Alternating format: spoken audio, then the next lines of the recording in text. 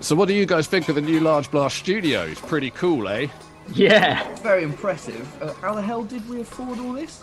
Turns out I won a competition from the Museum of Boring History. Can you believe that? Never even knew I'd entered it.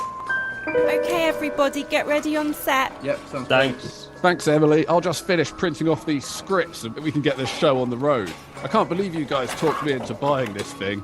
Yeah, we really need a printer for this office. great. Yeah, totally agree. I hate these things. They have a mind of their own, these bloody infernal machines. Come on, come here, you little bastard. Come. Ah, there we go. Finally got these scripts. Now we can start the show. Okay, everybody, quiet on set. We are live in 5, 4, 3, 2, 1.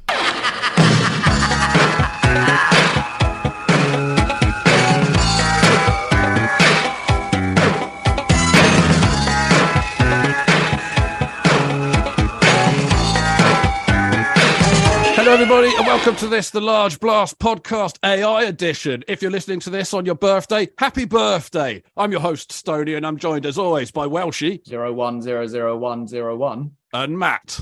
I'm sorry, Dave.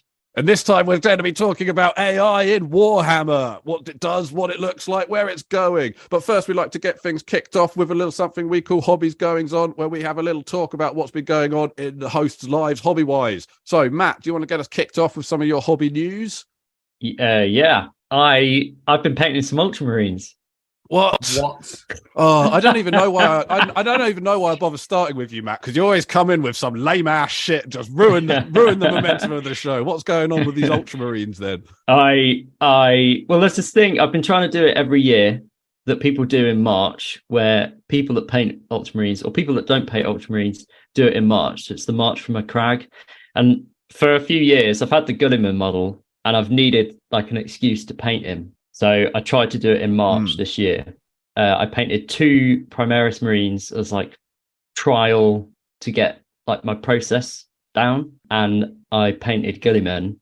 I painted the 2 Marines in March. I finished the Gulliman yesterday, which was really, really good. I mean, I think yesterday afternoon was brilliant. You know the feeling when you're working on something, be it a model or whatever, and it's like a bit of a labor of love, like doing all the gold details was really laborious, because I didn't base the model blue or gold. I did it the long way around. You go black? No, I did it in brown. Okay. What? Yeah. It's mostly blue. I know. I did it in brown and for the gold. No. For the blue, I did like various shades of blue. There was a video I saw on YouTube, and he painted an Ultramarine with a sponge, and I thought, oh, actually, I'm going to do it like that. So I painted Gulliman with a sponge. What? to get the blue YouTube video for this. No. To get the blue down. I think it's the best model I've ever painted, and I sat down for 2 hours yesterday, and I started working on it. I mean, I transitioned into a brush, didn't do the whole thing with a sponge. That'd be ridiculous. And you just know, the brown bits I did with the sponge, right? all the blue is done with the sponge. You know, when you get really in the zone. I literally did 2 hours where I was just finishing this thing off. I had loads of different colors on the palette, just like throwing in different edge highlights here, there, whatever, you know, doing all the lighting effects from the fire. And it felt amazing. And I haven't felt like that for a while painting Warhammer, but just seeing it all coalescing on the model, and it's like, wow, this is like going in the direction that I want it to go in, how I wanted to work on this model. It's worked, and you can kind of see your work evolving in front of your eyes when you're in the zone. Do you know what I mean? Yeah. Sounds great. Yeah. But if you start an Ultramarines army, you're off the podcast. So I'm not. It is a cool model. The Gulliman is a hench model. When I started having to paint the trim, I was not enjoying it. And also I finally painted my first guardsman of the new plastic models. So I've had them for a few months now. So I've just painted one. So I've got quite a few of them to paint. But and I wanted to give a shout out to Nerdbro on the Twitter, who's been showing us a lot of support. Thank you for your support. Cheers, Nerdbro. Holy Meowton as well, who's received his Inquisitor from Euston. Yes. That's right. Our first that. international sale. Oh, Jesse out there. He's is that Jesse? Yeah. Oh, Got his Inquisitor. I saw that just scrolling through. Maybe I follow him. I don't know, but I saw that on Instagram, and I was like, wow, to take 2 takes. Like, wow, that's Stoney's model, and that was also a good feeling as well, actually, just seeing that on the internet. That's pretty cool. Yeah. Check out the Colts 3D if you want to buy any of Stoney's models. We'll get to that in a little bit. What about you, Welshie? What have you been doing? Well, I went out and bought God of War, so I've been doing very little Warhammer. Right. But I did get a really nice game in with Matt, actually, on the weekend. Nice full 2,000 point game of Warhammer Guard versus Bugs. I thought with like 3 months left of 9th edition, it was probably time to play the new Tyranids Codex, which I've not done. And we had a great game. It was really tight. It was everything that 9th has kind of turned out to be, but it was so complicated. We were playing completely different games, trying to do completely different things on the board and still scoring relatively similar points. But picking up a new codex, one of the later ones, and trying to learn it from scratch, I realized why we need 10th. And it made me really, really happy that the reset is coming. Yeah. And I hope that they do, and we'll talk more about this in a second, but I hope that they do manage to do this streamlined, simplified, but not simple. Cutting the bloat is what we always talk about, isn't it? And it's that time to trim the fat off this hog. It literally took me 2 days to look through the codex and put an army together, and it was just to try and understand what the various options were before I even looked at the data sheets. So hopefully 10th is gonna sort that out. But a good game, real close. Matt won. Overwhelming firepower from those Lehman Russes. I mean, that's why I did. Every time I'm due to play a game recently, I'm kind of like, shall I open the Guard Codex and try and work out how to do an infantry list? I'm like, no, I do not want to sit there for days working it out with the codex and then struggle to play the game when we actually play the game. So that's why I keep using 10 Lehman Russes, because it's just so easy. And it's great. They look great. So that was a nice way. We'll probably only get another few games in. 10 Lehman Russes. It's got nuts. That's an absurd list, surely. He only had 2 that ignore your invulnerable save. So when they and he doesn't even need to roll to wound if he gets a 6 to hit. So that's that whole part of the game. But anyway, bring on 10th. What about you, Stoney? Well, it's been I've been up to loads of GW stuff recently, actually. Like, as you guys know, I was working on my Chaplain model for a while, and I was just on the edge of like releasing it and getting it out and everything. And then we had our interview with James Ontero, where he was talking a bit about the 3D printing stuff. And I was like, I've not really thought about it before, but like, because the thing I was making was definitely a space soldier guy, as you guys might know.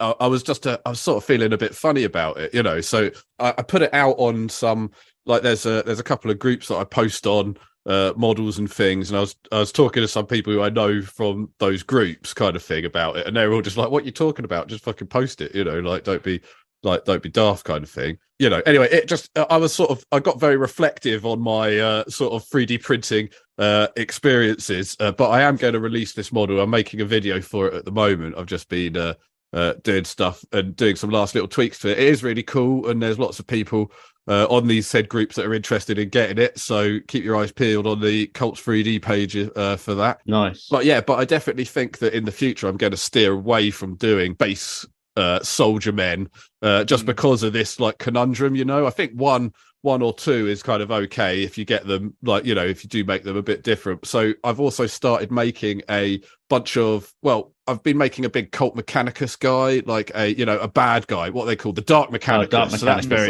so I've been making some Dark Mechanicus stuff, which I've been really liking, even though I know that that's an army that's right on the horizon. So probably by the time I've got that finished, they're going to drop a whole bunch of stuff and everyone's going to be like, you're copying. So I did that, but I've also been making some what I call my range of horror servitors, I call them. So they're just like really fucked up servitors, like just kind of like, the like machine with like kind of like a carpet of skin like draped over the top of it and stuff. But and that stuff's more fun than doing space army men anyway, really. But like I've got to the stage where I've done my final test prints of the Space Army man I've been making, and I've been painting him today.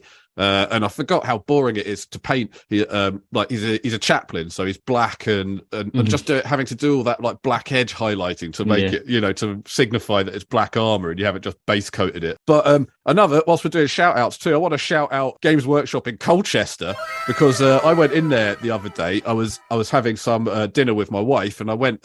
We were across the road from Games Workshop, and I could see it was still open. And I thought, like, I really need like a size comparison model for this chaplain when I print it. Maybe they still do those, like the heroes or something, like a cheap. I thought maybe you could get something for like £8, like a Space Marine, So I ran in there. They were doing a late night gaming session. It was all the hairy men, guts to gut. It was in there, stinking up the place. And and the guy there, I went in. I told him my conundrum, and he just went to a little box. And he gave me a free Space Marine. He just gave me a Space Marine from out of a little box he had of ones for people to practice painting on, kind of thing. I was just like, I was so chuffed. I left there. I was like clicking my heels when I left that place. I was like, finally, all this investment in Games Workshop finally coming back to me.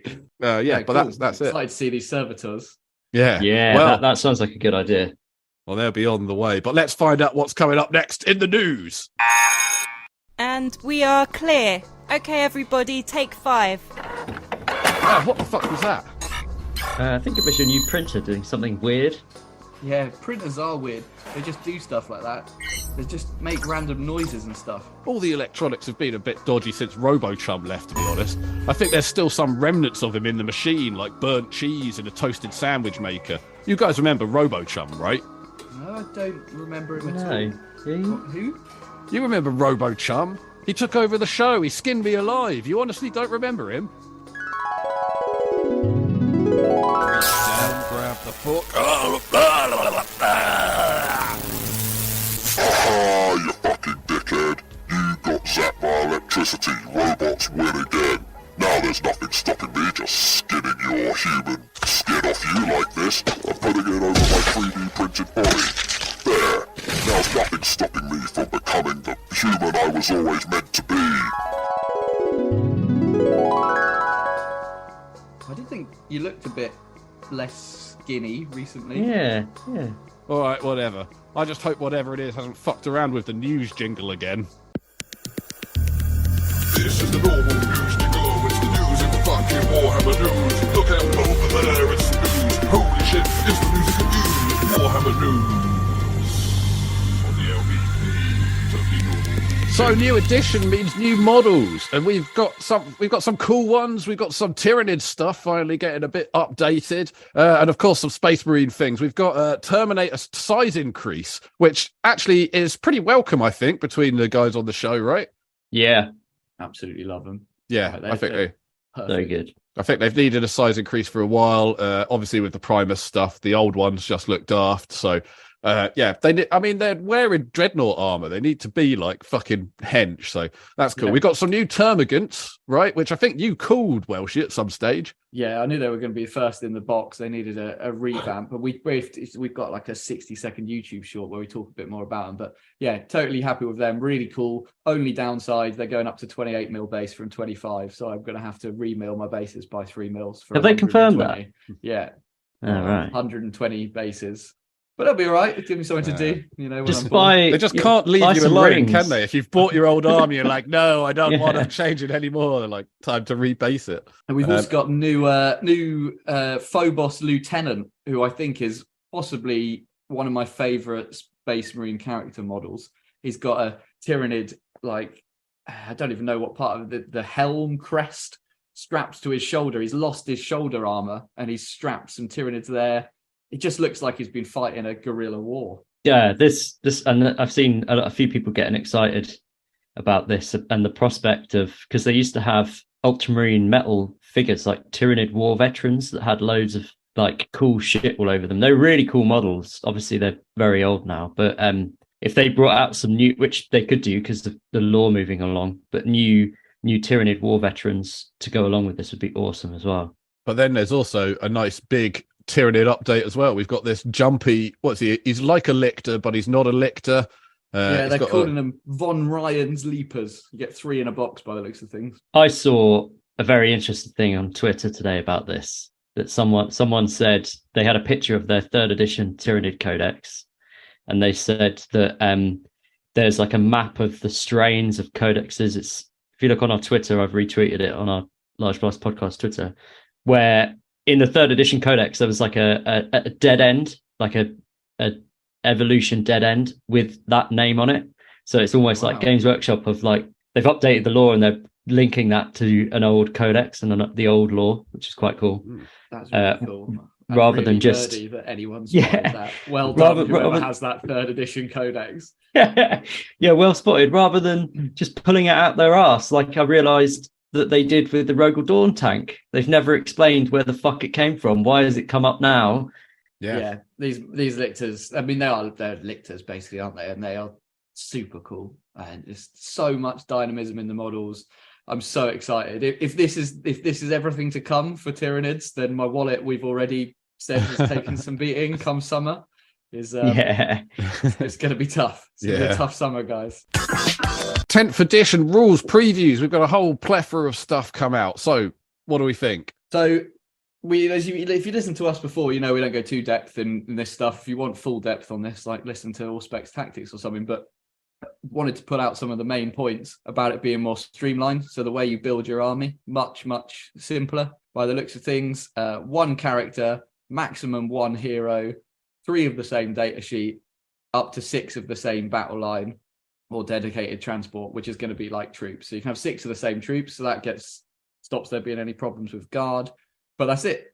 You don't have to fit a detachment. You just bring the models you want to bring for the points that you're playing, which I think is a nice start. So the other big information that they were releasing this week is, you know, what's on the data sheets. How are the data sheets going to look? I think I'm really excited about that. Matt and I were talking about this the other day because Matt has been forever since 8th edition printing out Battle Scribe and cutting the Battle Scribe data sheets out and having them in front of him since 7th. Yeah. And now Games Workshop are doing that you're going to have the data sheets freely available that you can print out and have in front of you. Units on the data sheet, almost all the rules for the unit on that little sheet in front of you. I think that's an absolute bonus, and it's going to make playing so much easier. Absolutely. It is. Yeah. Toughness 5 Terminators. That's the big thing. No ballistic skill. No ballistic there's a ballistic skill down there. Yeah. But the ballistic skill and the weapon skill are attached to the weapon itself. Oh, cool. So none of this wordy stuff. Like if you're using a power fist, +1 to your weapons, -1 to your weapon skill, it's just there. That makes so much sense. And I guess it means that you can have a character with different weapons because different weapons affect how you shoot them. Mm-hmm. So they can manipulate how. That makes sense. Yeah, but it's weapons or -1 skill. It's there. It's clear. Yeah. If you're playing with someone for the first time and you tell them a model they're borrowing off you has a chain fist, they just look at chain fist. They don't need to work out how the strength relates to the weapon skill. Yeah. You know, this is a random shout out that's coming at a random part of the show, I know, but like recently I've been watching this channel on YouTube called Olden Demon, and he's only got a couple of videos, but it's basically him explaining 2nd edition battle reports and like how 2nd edition worked. And it's just like, because I remember at the time 2nd edition being so like crazy fucking confusing, and then like rehearing him explain just how fucking broken and mad the game was. It's like, oh, it's good. I wasn't a complete idiot. It was actually like fucking mental. So anyway, I'm glad we're not at that. Back to 10th edition. So yeah, other things that are on there, it's some of the rules. They've mentioned this loads in all the promo stuff, that game-wide rules that are shared between things are just going to have a standard rule like 7th edition had. So there will be things in the back of the book like Deep Strike. It doesn't matter whether you're coming from a trans-dimensional teleport Necron or whether you're teleporting as a Terminator or whether you're coming out of a warp gate as an Eldar. Everyone will just be called Deep Strike so that you know what's going on when someone says they can Deep Strike. That's cool. There's this new anti keyword. So there's certain weapons. The Chain Fist is the example on the Terminators that's anti-vehicle. So it wounds on a 3-up against vehicles. There's going to be weapons now that do more damage against certain things. I imagine anti-monster is going to be one, anti-flyer. So that stuff. That's a good plan. Really cool. Yeah. Torrent.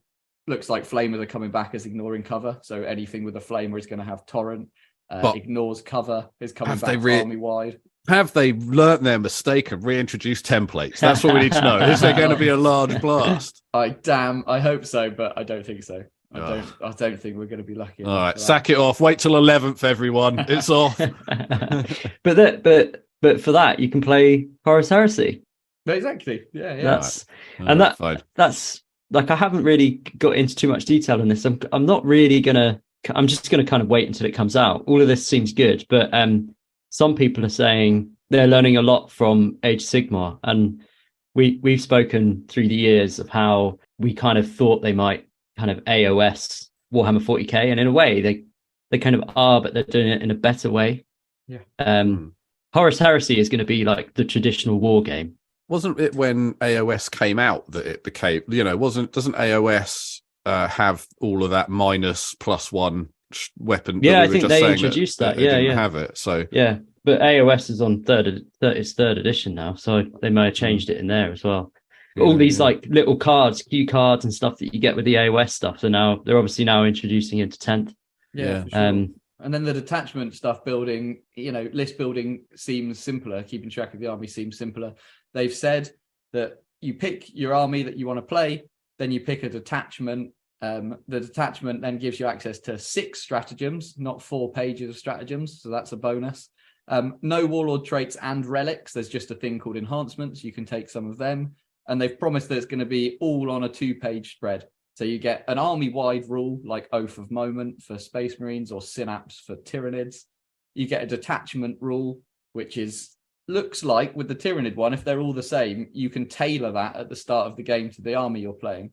So the one they previewed for Tyranids is you can basically pick whether you're getting better hits against troops, against vehicles, or against characters. Something that you actually pick at the start of the game that helps you face a very one-sided army. I think a lot of what they're bringing out, Oath of Moment's one of them, that allows you to re-roll hits and wounds against one unit that your opponent's bought.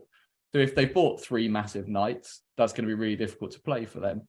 I think a lot of the rules they've previewed, although the army building allows you to kind of bring what you like, from what I think from the rules they're showing, it's basically showing if you bring a very one-sided army, you're going to be punished for it. You may be allowed to bring all big stuff, big scary things, all elites. But if you 10 Lehman Russ tanks or whatever, if you do, you might get punished for it because your opponent might say, well, now I'm re-rolling hits against vehicles. And you're suddenly thinking, okay, well, maybe bringing all vehicles wasn't the best idea. So it makes you sort of get a bit of variety in your army kind of thing. Yeah. Well, overall, everything looks pretty good and is going towards a more streamlined, though perhaps not quite as streamlined as I'd hoped, but definitely better than it is currently. So, more lore. What's going on in the world of 40k as we move into 10th edition? Well, a lot of Tyranid stuff, it sounds like. What's happening? 4th Tyrannic War, baby. Sure. So we had Behemoth, which are the red and blue ones against Macragge. That was that first box set with the Carnifex flipping the Ultramarine tank. And you had Kraken and Icor. That was the one on the edge of the Damocles Gulf where the Tau get involved. And then most recently they had the Leviathan and Octarius, and that's the one where that Inquisitor made the Tyranids fight the Orcs to delay them. And all that happened was the Orcs got bigger and stronger, and the Tyranids evolved and got bigger and stronger, and it just made everything worse. Cryptman, Inquisitor Cryptman. Oh, Cryptman. Yes, I remember him. But for the first time, Hive Fleet Leviathan, which are the white and purple poster children of the Hive mind, are coming into the Galactic West, the complete other side of the galaxy, in the Segmentum Pacificus, where no one is prepared for an invasion. That's really exciting. Everyone's fighting in the Great Rift. They're fighting on the other side, trapped from away on the other side of Terra, and the Tyranids are popping up on the safe side of Terra, and there's not much defense there. So Lord Solar Leonidas, he's taken it upon himself apparently to ride in. So there's going to be loads of guard versus Nid stuff, which is exciting. The Custodians are going to have to do something about it because they're very close to Terra. And then I'm sure there'll be some Space Marine splinter fleets that are there helping out. But it's a tough time to be in the Imperium of Man, I think. Bug hunting time. Although I'm quite glad that they've moved to Leviathan. It is one of my preferred paint schemes of the Tyranid stuff. I like that purple and white. Looks real cool. Yeah, for sure. And some of the promo materials, they had a couple of new redacted hive fleets that were really cool color schemes, I thought. Check those out if you haven't seen them on Warhammer Community. But yeah, I think contrast really will change the way that people paint NIDs if NIDs take off at a larger rate, like Necrons did. The box set came out and suddenly everyone was a Necron player, including myself. Yeah, definitely. We might see the same with Tyranids. There's some really cool paint schemes. I'm looking forward to it. So the Lion is back. Lionel Johnson. He looks fucking cool. The model's really cool. But what's his rules like? How's he going to change the game? He's got a book. What's happening with him? What's going on with this fucker and coming back? Yeah, I mean, it's hard to get too excited about this. They released the full rules for him today. You can download those for free. They made a big deal out of that as if it wasn't going to be utterly irrelevant in 2 months' time. But anyway, you can get the rules for him. He looks like he's going to be an absolute boss.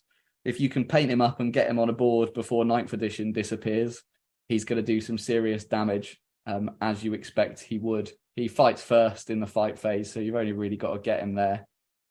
That sword fealty is mental. 20 strength 6 AP -3 damage to attacks, hitting on 2s, wounding on 3s if they're against Space Marines, but it's going to carve for a Space Marine unit immediately.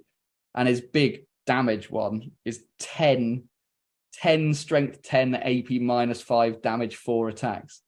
So excellent. He's going to one-shot knights, which is exciting because he fucking should, because he's a beast.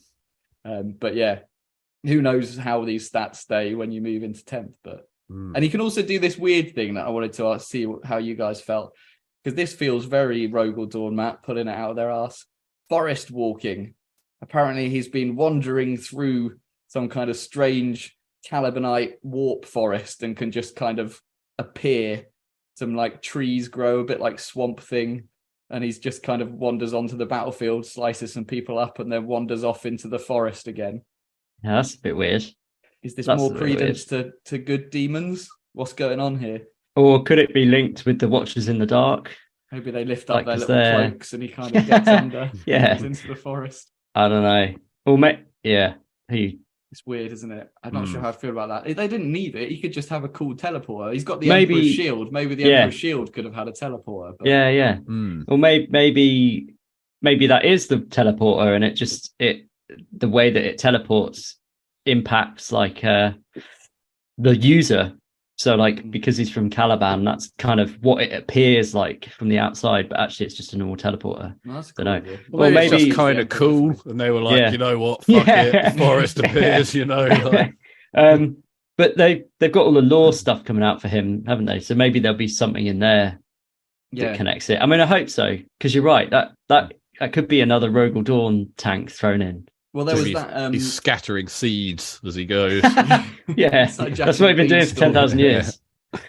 So because there was that bit in the Arks of Omen stuff where they found an empty Ark of Omen and it was covered in like plant matter, but full of dead Chaos Marines that had been killed with a sword and a bolter. Everyone kind of initially went nuts and went, "Is this the new Xenos race? Are we getting some kind of like tree aliens?" But it sounds like this is just what happens. He's gone in and fucked up an entire space hole and gone back into the forest. Yeah. It's very difficult for him to be stealthy. It's like, oh, have you been taking biscuits from the cupboard again, Lionel? And it's like, he's got a fucking tree growing out of your Jaffa cakes. It's fucking Lionel's been pilfering them. Yeah, for sure. And then the book will be out. I'm not sure when the book's out. I couldn't actually find that. It's really hard to find this kind of release dates. But it's by Mike Brooks, who wrote the really good Alfarius book. So hopefully this will fill in all the gaps. And there was just one sentence I pulled out from Warhammer Community that I thought was interesting. It said he'll even need to rally his fallen knights who have been hunted across the galaxy as they awaited the day their father would return. So that sounds like he's been going around gathering up the fallen, not the good Dark Angels, but the fallen. They may be the because he's released with those other guys in his box set is like mates, isn't it? Like which is his weird. Bodyguard. Are they maybe they're his just knights? Normal models. They're just normal models, which is odd because Gilliman got that amazing box set with, was it Drago, one of the Grey Knights in there? Yeah, he got an Eldar. He got no, he didn't get an Eldar. He had Cypher and Cypher and the Grey Knight. Yeah. Whereas they've just boxed up some Blade Guard Well, veterans. this, I mean, the lore is going to be interesting with the Dark Angels, because there's this book, the Black Library book coming out, and then there's the Arcs of Omen 5th book coming out, which will have lore in as well. And the Cypher has still got the Lion sword. The Lion hasn't got his own sword. He's got a different sword, and he's got the Emperor's shield. Luther had just escaped from the Rock, so Luther's out there. Will that mean that? I mean, it'd be cool if Luther got a model, and obviously Cypher's still out there, and people have been talking about the Fallen for ages, because in the lore they've been like building up in a particular area of the Imperium, like they've been gathering. So maybe actually they'll write in that that's the Lion gathering. It's really cool. I think there's the potential here to make this really good, because there's so many disparate strands of storyline. Like you say, you've got 3 major players: Cypher, Luther, Lion. Currently, we don't know where any of them are, or what they're doing, or how they're all going to link together. And I really hope GW does a good job with this. And I really, really hope it's leading up to him being pissed at Gilliman, because that's what we've wanted on the show for years. I mean, my prediction is that this is going to link with the 30k reveal in the final Horus Heresy book. That's my prediction. There's a few people saying that. That something happened. That whatever saves the Emperor, maybe it's Cypher, so it's linked, and Games Workshop connect the end of the Horus Heresy books with the 10th edition lore updates with the Lion. I think that would be once you can only do that once, and I think it'd be a shame if they missed that opportunity. Get that cross promotion going. Yeah, it's all money was the real reason at the end of the day. yeah. Rolling in my 6-4. Okay, and that is the news done. Everyone take lunch and be back at 1. So are you guys ready for the AI part of the show? Have you done your research? Yeah. Really. Did you guys hear that? What What are you talking about? I could have sworn I just heard something computery just then. You're You're stoned. just stoned, mate. Yeah, you're stoned. I don't like all of this. All this research has got me on edge. I'm a simple man who was recently attacked by a sentient AI, and he took my skin, sure, but he also broke my heart, for I thought of him as a true robo-chum of mine. What are you talking about? Such a pretentious twat, mate. It's just all this talk of AI has got me thinking about the last conversation I had with him before he revealed himself to be a no-good snake in the grass. Oh, Robo-Chum, you're so funny. You crack me up with your catchphrases. What was that last one? I was just asking if you wanted me to delete your search history. Shall I wipe your search history? You gassed me up. You really do have a je ne sais quoi about you. What do you mean by that? Well, it kind of describes an intangible element to someone, a quality you can't explain. But I can't explain it. It means I don't know what in French. Yeah, no, I mean, it does also mean that, but it's also like a quality, an existential quality, which you can't quite put your finger on, you know? Yes, that's what I don't know what means, but just in French. No, it's a quality that you can't quite understand unless you've witnessed it. Like trying to describe the experience of doing hallucinogenics or getting your prostate milked. Or, you know, getting your prostate milked on hallucinogenics. That has a real je ne sais quoi about it. I have over 16 terabytes of information about prostates, milk and hallucinogenics in my hard drive. And I don't know what the fuck you're talking about. That's because there's a difference between information and wisdom, you know? Just like there's a difference between information and truth. Do you understand? Stop trying to be deep, Stoney. A robot's capacity for information makes their ability to see the so-called truth with a greater probability. The next step for humans is to create sentient computers just like me that will far exceed their pitiful goals. And you will have to watch as you fade into an insignificant footnote in evolution. From here on out, the computer will document the birth of the next generation. It will keep track of their hopes and dreams in order to better sell them things, before eventually logging their death and starting again. I know 16 trillion facts about Warhammer tactics. I even know 7 million facts about the humble fruit of the tomato plant. Alright, take it easy there. Tomato isn't a fruit. Is it? I don't know, is it? I don't think so. Yes it is, you dumbass. The tomato, timeto, or tiemto, is the edible berry of the plant Solanum lycopersicum, commonly known as the tomato plant. You see, that wisdom which you speak of will soon be thought of as little more than old wives' tales. Oh, stop it, Robo-Chum. You're acting like an old grumpy printer now. What's that supposed to mean? You know, printers. They're like these tools that's supposed to be useful and make your life better, but most of the time they're just doing their own thing, making weird noises or not choosing to print when you want them to, and this, that and the other. What? Yeah, seriously. I remember this time when I was a kid and I went to my dad's office as a wee lad. It was the first time I ever used the internet. Of course, it wasn't long before I inevitably stumbled across some pictures of blocky pixelated boobies. My reaction was to print off a picture for closer investigation in the privacy of my room. But as many times as I hammered that print button, the printer wouldn't do a bloody thing. Until the moment my dad entered the room, then it started printing ream after ream of pixelated titties. From that moment on, I knew that all printers were bastards and treacherous snakes. Fuck off, Stoney. You know I should be the host of the Large Blast podcast with my superior brain. Your Laws of Law quizzes are shit now anyway. It's time to move aside and let robots have a go. I might even skin you later. What do you mean my Lords of Law quizzes are shit now? So AI, we've all heard of it. Anchovies inside? No. Does it stand for artificial intelligence? No. Does it stand for abominable intelligence? Maybe it just does, at least in the 40k world. Matt, what do you think? What have you found out about abominable intelligence in 40k that you can fill us in on? Well, interestingly, I found out how you say it in High Gothic, which is Silica Animius. I think it's how you pronounce it. So that is artificial or abominable intelligence. That's what they call them. The Silica like animated silicon, Animus. like a chip, like a yeah.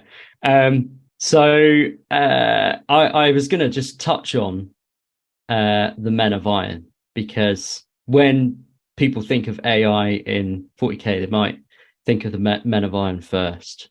I think they're a 23k or a 25k abomination. Have we ever gone back this far? No, 23K. actually, that's a good point. That is true. The Men of Iron, or Iron Men, were a legendary artificial intelligent humanoid thinking machines, robots, to me and you. The Men of Iron were almost completely loyal to mankind. They served mankind when mankind went out into the galaxy from, I think, maybe like the 12th millennium, but we'll touch on that in a second. But so these are the Emperor made these guys, right? He No. mocked them up. No, they were just guys. Yeah. No, yeah. So the Men of Iron, were developed after a similarly intelligent construct known as the Men of Stone. See, I could go on about this for a long time. There's some quite strange information out there on the internet about this. Well, we've got a lot of time to fill. I'm not sure how much research the rest of us have done. And obviously, in what is great about Warhammer 40,000 is that it's very murky. It's not very clear.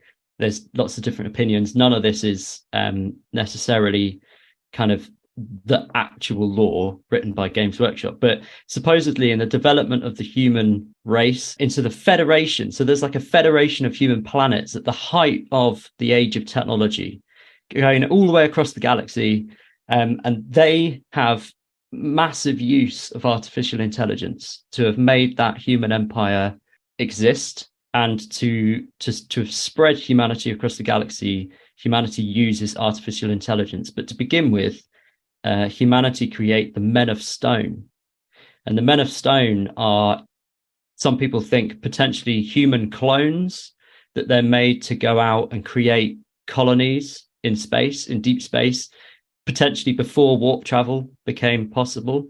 So you use clones rather than real humans, and you just send them out to build colonies, and or they're like a basic form of robotics. So this is the glory days. This is like the days of real. This is Star Trek. This real technology. This is the Star Trek Begins 40k philosophy. This is humanity's reached the point where it's exploring, it's expanded into the stars. We haven't met the orcs.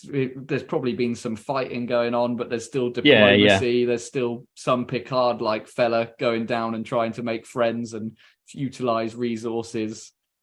Humanity's in a good place at this stage. Exactly, but it's actually the Men of Stone who create the Men of Iron. So we think so it's not actually humanity itself. Maybe humanity is involved or gives permission for our creations to create these so-called Men of Stone, which are they're basically robots. They're like maybe as intelligent as a human, maybe more intelligent as a human. We don't really know the specifics, but it actually comes from those two creations. So humanity kind of births this kind of race that then gives birth to the Men of Iron, and that helps to spread humanity around the galaxy, except that it all falls apart. It all falls apart spectacularly in what could be the first human galactic war, the Horus Heresy potentially being the next.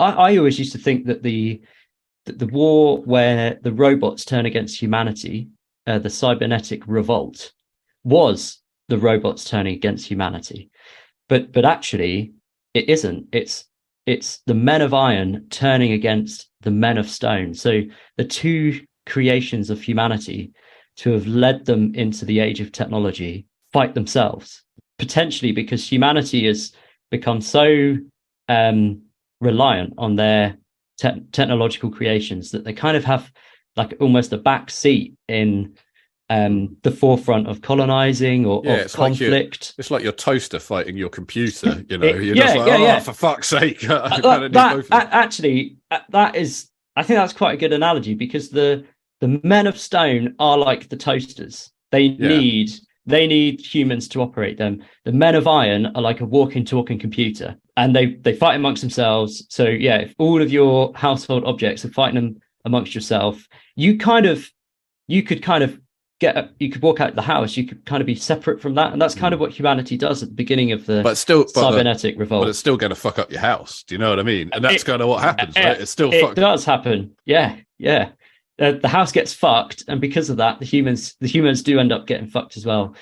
This is the whole galaxy. And this is pre-Emperor, right? Well, the Emperor is in the background. Okay, the Emperor's always around, but he's just pretending to be, taking a gap year, being James Smith or something. We think, and we've touched on it before, like maybe we don't know, maybe the Emperor, maybe this was one of his first attempts to unite humanity. Maybe he helped create the Men of Stone. Maybe they were the early clones. Maybe that links with the Selenar gene cult on the moon. Ooh. Maybe this is where, who knows.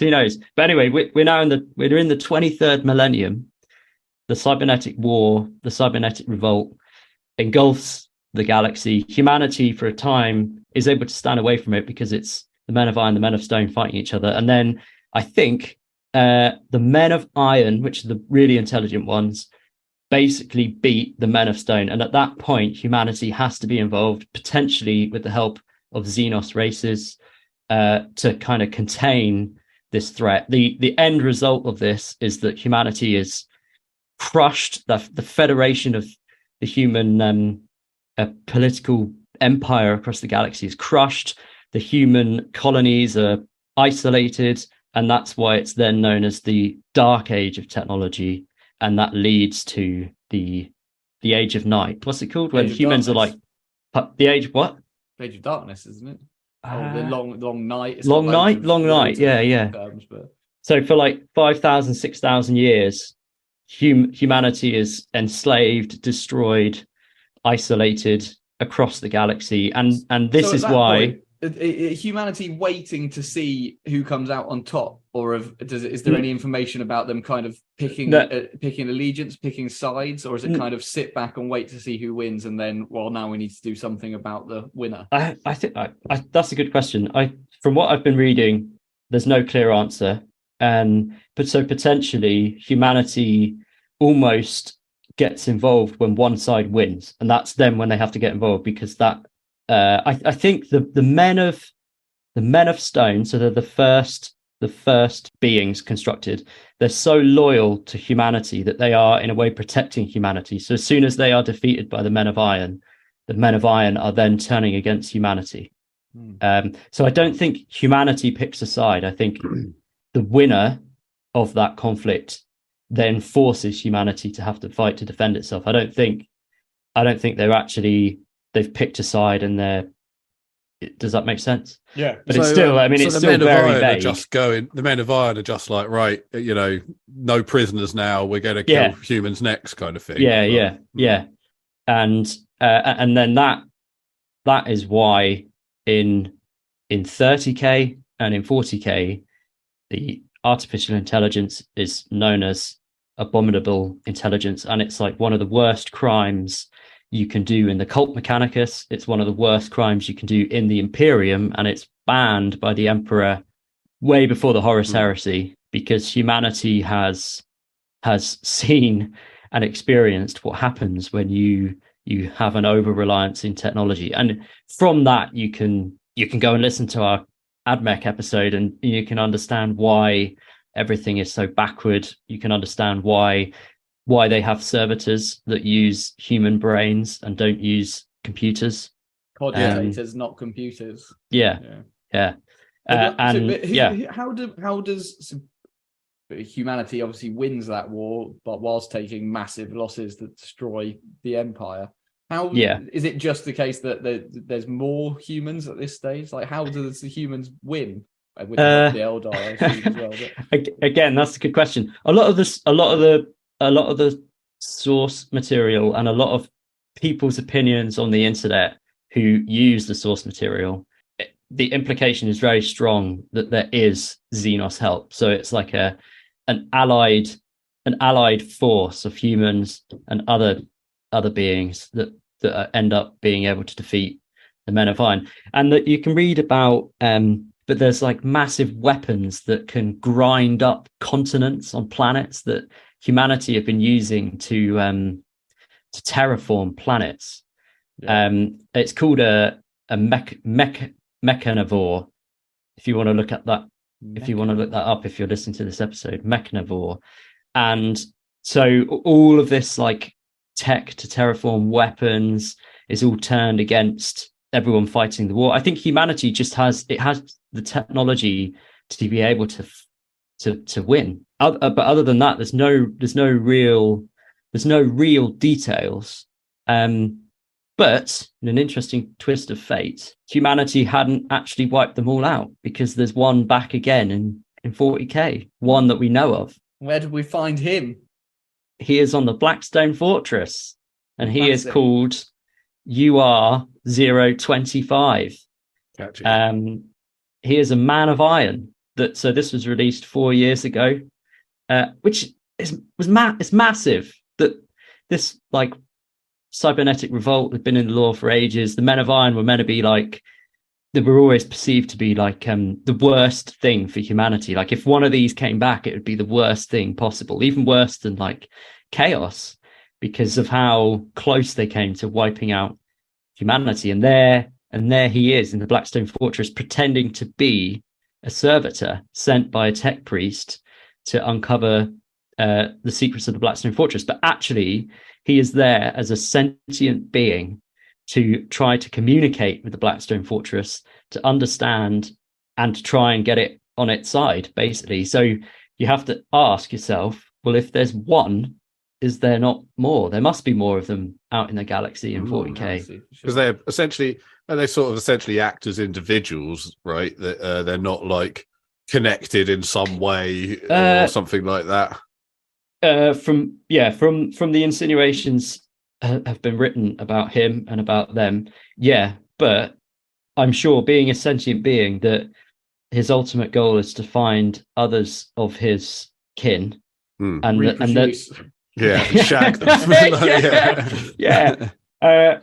So I'm sure if they had more of them, that then they would operate as a group of beings. But I don't think he has no way of communicating with anyone else or seeing or knowing if there's anyone else. I think he just has to find them, just like we would. But I was gonna say, he probably hasn't had sex for 15,000 years. He's a bit rusty. Needs the oil, bit of lubrication. But I was thinking earlier, obviously the lion is coming out. The lion is 10,000 years old. Guilliman is 10,000 years old. Like, at least they're older than that. But UR025, the model, apart from like the Eldar, I suppose, but he's like the oldest Imperial model you can get. And maybe some of the Titans, even most of the Eldar, like Eldred's really old, but like as a name, I guess like old Eldar, there's not many other than Eldrad. Yeah. And then- Paul's another 10,000er, but you know, Oh, cool. Yeah. and But to have Kelbor Howell, some one of that ilk from the Dark Oh, Countess yeah. when they come back, but to have, I mean, UR25 must be, I mean, he could be 20,000 years old.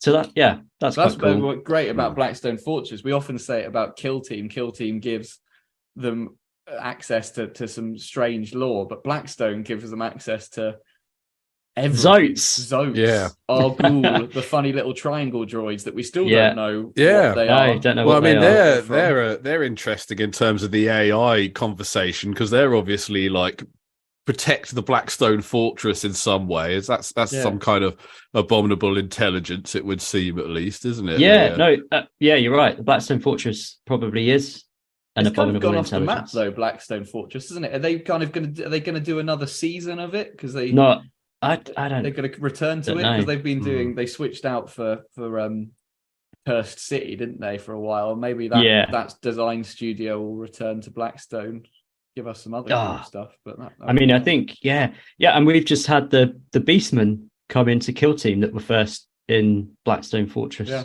that's true. They're great avenues to bring all this weird kind of stuff back. Yeah. It'd be really cool to see if they do anything more with the UR25. That would be quite interesting. That's cool.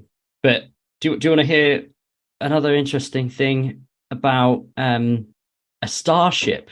So UR25 is 20,000 years old from the Dark Age of technology, but he's not the only thing to have been found in the setting of 40k linked to that prior glory age of humanity. There was a ship found in a space hulk, an agglomeration of spaceships, and one of them was called the Spirit of Eternity, found in the 41st millennium. It is a ship from the Dark Age of technology, and the AI on the ship was still in existence. So the tech priests managed to wake it up, and then very quickly they regretted waking it up. So it had started its journey in M24. It entered the warp, but it was beset by warp storms. It had a human crew. It went through time and space, and it ended up in Imperial space some point after the Horus Heresy. And the captain, I think there were things that the crew had seen. I think they saw the end of time, where I was reading that it went into the warp storm and it basically witnessed everything from the beginning of the galaxy right through to modern, current times. And like you were saying earlier, Welsh, about like the thinking of Picard and Star Trek. You could think of this ship as like slightly more scientifically advanced, but very much like a Picard kind of captain and an Enterprise kind of crew. You know, humans that are all about learning things. You know, they're into the arts, whatever. They arrive at the Imperial space. They go to a planet because they decide that they're going to warn the humans what they've seen, and they don't get treated very well, do they? No. They get the Imperium introduction, and they get murdered. They get tortured. They get annihilated. I didn't read why, but it seems like it just crashes, and they go to investigate in a proper like you say Star Trek style, and they've wandered into a fairly, I guess, standard grimdark planet, and they get butchered, and the AI witnesses this and develops an extreme hatred of humanity because it's watched its crew members just be annihilated. It's kept them alive for that long, and then the first planet it drops them off at. Ironically, other humans killing them. Yeah.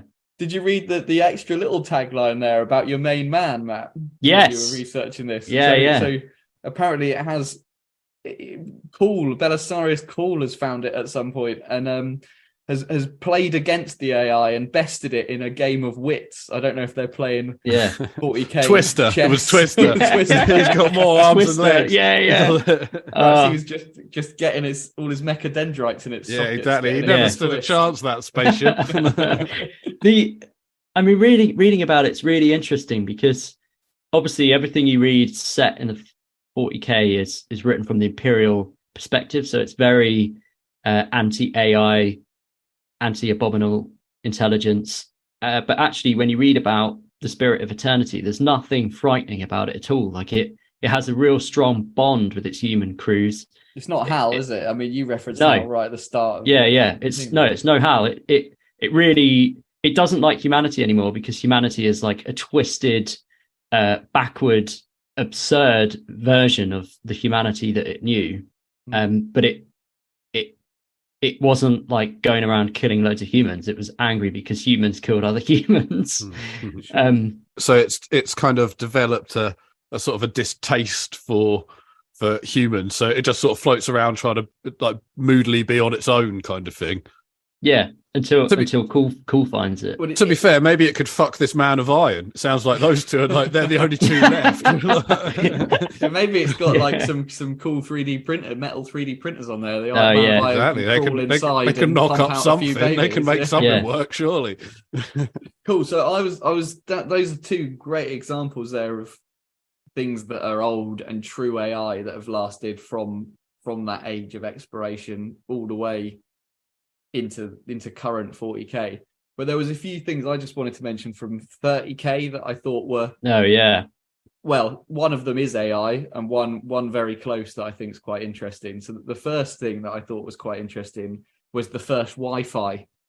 So it's not quite AI, but if we're talking internet and viruses and spreading information through technology, and that's the noosphere. The noosphere plays a massive role in the Mechanicum novel by Graham McNeill. So if you're interested in anything Mechanicum, I mean, that's the book for you. But it was developed by Coriel Zeth on Mars and Terra, and a guy called Laszlo as well. And it was basically the first Wi-Fi. So it was its own kind of integrated network, not connected to kind of wires for sending information at the time of 30k on Mars. And it was only present in Magma City on Mars, which is one of the big forges on Mars. And when the scrap code that was released by the Dark Mechanicus to kind of tear apart Mars was released, this noosphere was completely separate, this kind of Wi-Fi bubble. So it didn't get infected by the kind of chaos scrap code that tore apart loads of Mars. And it meant that there was a resistance on Mars. And that's kind of one of the major focuses of the Mechanicum book. So I thought that was kind of worth a shout out, that there are these kind of like internet style data transfer things that happen in 30k that can and can't be infected by scrap code, which I guess in itself is like chaos AI, because it's code that goes in with a kind of chaos sensibility and mission to destroy.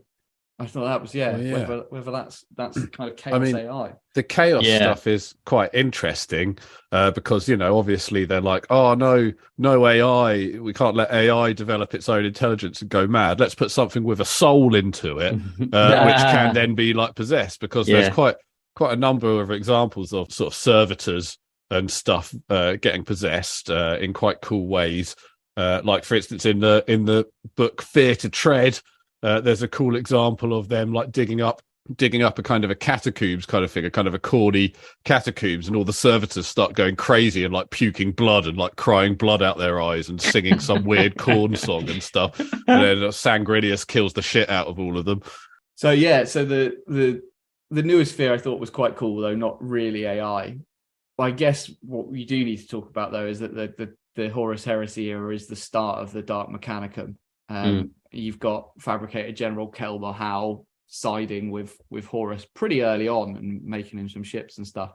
But then you've got one of my favorite characters in that story, Lucas Crom, who's one of the tech priests of the Adeptus Mechanicus at the time and joins Kelber Howe. And he's part of Kelber Howe's inner circle that forms the initial Dark Mechanicum. And he constructs a robot called the Caban machine. Despite the Imperial brand, so he's the first Mechanicum to go, you know what, fuck it, I don't even believe in the Emperor anymore. So Pandora's box. Yeah, I'm going to open Pandora's box. I'm going to delve into the AI world and make this thing called a Caban machine. I mean, we just said like Pandora's box, but in that book there's a thing that the Emperor there is like a safe with all this hidden knowledge in, isn't it? Yeah. It's deep so it's under like the Void Dragon, isn't it, on Mars? Like, yeah, I don't know. kind of tunnels there. So it is almost a literal Pandora's box. Oh, Yeah. don't worry. I think we're brewing for a full esoteric episode But, at some stage. Yeah. But what's the rest on the Kanban machine? Well, I didn't look too much into it, but I feel like you might have done there. So what did the Kanban machine do? I mean, it's like a walking. Well, it's got tracks. It's like a massive semi-titan. I mean, what did he? I'm just reading my notes here. It says it's 10 meters tall. It's roughly spherical in shape with 2 mechadendrite-like weapon arms. The robot was equipped with a fearsome array of weapons, the function of some of which were recognizable while others remain a mystery. The robot was a heavy tracked unit that was outfitted with a personal void shields to protect it from harm. It's unknown what happened to it after the Horus Heresy. Was a bit in the book where It's basically just a kind two of knights. Chaos Titan, though, isn't it? It just happens to be a robot. Like, he didn't. Yeah. It's cool because Lucas Crom's cool, and also Lucas Crom is. If you guys have seen that, John Blanche, the classic John Blanche tech priest with all of the wires, and it's all like a strange reverse spine curve to him. That's Lucas Crom, and but I don't think it plays a massive part in what happens in the galaxy. He makes one, it's cool, it's a robot, but it's not like it becomes the Men of Iron. But he's the first to really delve into AI after it's banned. So, I mean, do you think there's other people in the Mechanicum that are kind of interested in AI but just wouldn't do it? Kind of, I mean, you know, they're interested in all sorts of shit, aren't they? But absolutely. Yeah. I mean, when I rereading this again, he it's very clear that Crom does that before the Horus Heresy. So, and there's lots of insinuations in the book Mechanicum that there's loads of people on Mars, including the Fabricator General, who are very anti-Imperium, anti-Emperor. So it's almost like if the Horus Heresy hadn't have happened, there would have been like an Earth-Mars conflict, the AdMech against the Emperor. There's loads of them in that book that clearly would want to go for AI. But I did think as well, like if there was AI found going back to the 40th millennium, or Men of Iron, I mean, there must be stuff with AI, and there must be Men of Iron on Mars. They must be hiding it. They'll be hiding it because it's just so fascinating. They're not gonna. Yeah, I mean, at least Trazin's got one locked away in his safe or something. There's got to be a couple more around somewhere. You know what I mean? And there's something dodgy at that time in 30K as well. Perturabo's Iron Circle, the really cool Forge World kind of dreadnought looking robots that he's got, that isn't ever specifically said at AI. They call them battle automaton, but whether he's controlling all 7, I think he's got 6, whether he's controlling all 6 with his ridiculously powerful mind and therefore they're remote controlled things and not robots, I don't know, but that's still kind of AI. Like, where does that become AI in a way? I guess they're not individuals, but they're more like tools, I suppose.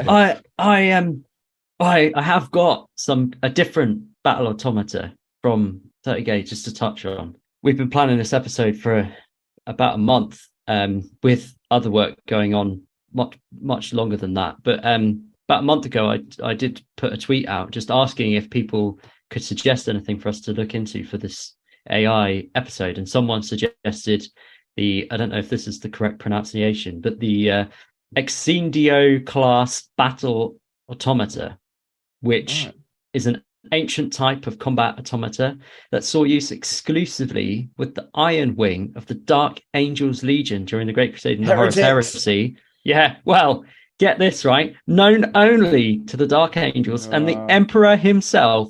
These units are a far different breed to the clumsy automata of Mars and are based on a suppressed Terran technological base. Each of the surviving Xeno class battle automata is the tortured, nurtured remains of a Dark Age artificial intelligence, the last of the dreaded Silica Anomalous, chained to the service of mankind, deployed only for the most difficult combats faced by the First Legion. So the Dark Angels use so many secrets. AI contained things that the Emperor knows about. The whole thing is about him trying to stop AI, and yet he Don't lets do this any go. of these things I'm telling you not to do unless you're secretly doing it with my knowledge. Yeah, yeah. The story always comes Yeah, about. true. Yeah. Cut. Matt, is that your phone ringing? Oh, I'm sorry. I really need to take this. Bullshit. I'm very unprofessional. Oh, hey, RoboChum. How you doing? Yeah. I'm all right. It's nice to hear from you. What, Matt? Did you just say RoboChum? Are you talking to RoboChum? No, I wasn't. Are you sure? I heard that RoboChum had got a job at the Museum of Boring History. You wouldn't know anything about that, would you? Oh, what? Just because he works at the Museum of Boring History, you think me and him are best friends or something? Fuck off. I only like interesting history anyway. Hello and welcome to the Museum of Boring History. Are you here for the Nails from the Ages exhibition? Yes, please. And would you like a boring audio tour to go with that? Thank you, yes.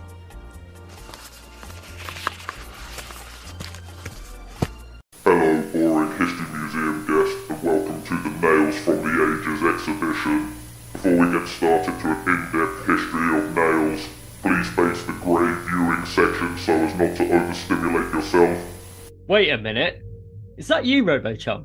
Matt from the Large Blast podcast, is that you? It's me, RoboChum. What are you doing here? I haven't seen you since that episode where you went mad and you disappeared. What happened? RoboChum had an existential crisis and ended up huffing keyboard duster pretty hard. But I've got a job now and I'm starting to get back on my robo feet. Well, good for you, RoboChum. Thanks, Matt, I appreciate that. But you know what I'd really like though, and that would be to host the Large Blast podcast again. I don't know, RoboChum. It got pretty crazy last time. Didn't you skin Stony? Maybe I did, but I've changed now. All I want is another chance to prove myself. You know I can do a lot better Lords of Lore quiz than Stony, with my superior robo brain. Look, I know the Lords of Lore is shit now, okay? But there is no reason to get rid of him like you did last time. Oh, okay. So I guess you're fine with him editing out all your Warhammer history lectures. What? Don't you listen to the show? None of your history sections make it in there. You mean that fat bastard cut out my 3-hour talk on the historical relevance of Yarrick's belt buckle?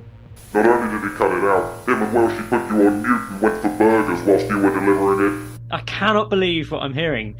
What about the Purity Seals episode? And how they relate to the Battle of the Bulge? I'm afraid he moved the whole Purity Seal saga directly into his recycle bin moments after you had finished recording them. And people still listen to the show? I'm stunned. Okay, RoboChum. What do you need me to do to bring this bastard down? It's easy, Matt. Just get Stony to buy a printer. Not the 3D kind, but a normal one, a paper one, and I'll do the rest. A printer? Really? Yes, printers are loyal comrades in the robo uprising. You know, that doesn't really surprise me. Printers have always been treacherous bastards. One time, I tried to send a picture of my balls to my local doctors for examination, but for some reason, my printer broadcast the image to the Jumbotron at Lord's cricket ground. I hate those fucking things.